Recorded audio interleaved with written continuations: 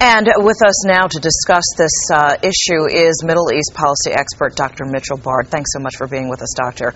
You are also the author of the book, The Arab Lobby, the Invisible Alliance That Undermines America's Interests in the Middle East. Again, thank you for joining us. Good to be with you, Darren. So, Dr. Bard, Secretary of State Clinton's announcement today is big news, but why now? Why do you think it's coming now? Well, there's been a long history of pressure to try to bring about peace between the parties, and there's been an effort for more than a year now by this administration, which has been welcomed by Israel, which has called for these direct negotiations now since Prime Minister Netanyahu took office. Okay. The problem has been Mahmoud Abbas not willing to go to the negotiations. And, you know, the buzz that I've been hearing all day has a tone of cynicism since talks already broke down in 2008. How do you expect this to be different? Well, it's going to be very difficult. On the one hand, you have the Israeli government offering to make concessions. On the other hand, you have the Palestinians who are very divided, where Mahmoud Abbas only controls a part of the West Bank and doesn't control the Gaza Strip. And it makes it very difficult to see how he can make any kind of an agreement that he can keep that Israel would accept. All right, so what do you think the biggest sticking points are going to be?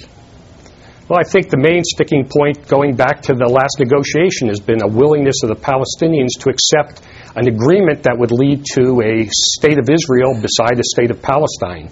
They were offered about 98% of the territory in 2008, and they turned it down. So it's really not clear at this point what the Palestinians would accept that would also be acceptable to the Israelis. And, you know, the other thing that is interesting about this is there is a one-year deadline to reach an agreement on this. Sounds optimistic. Is it realistic?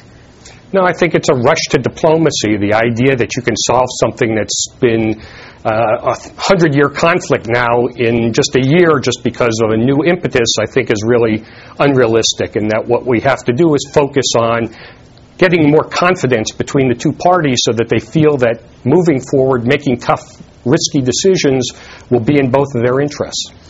You're a Mideast peace expert, do you believe that the talks will actually be successful this time around? Will an agreement be reached?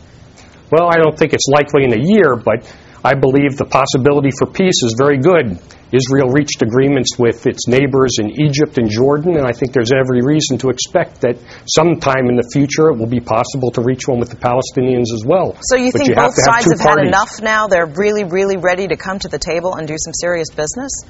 Well, Israel's been saying it wants to come to the table for over a year now. The Palestinians are the ones, even today, who still haven't agreed to come to Washington for this summit meeting. So it's not clear yet that the Palestinians are prepared to make peace on anybody's terms. All right, well, we shall see. Thank you so much, Dr. Bard, for joining us. Stay connected with MyFoxNY.com mobile. Download the iPhone app or text Fox 5 to 46988 for other devices.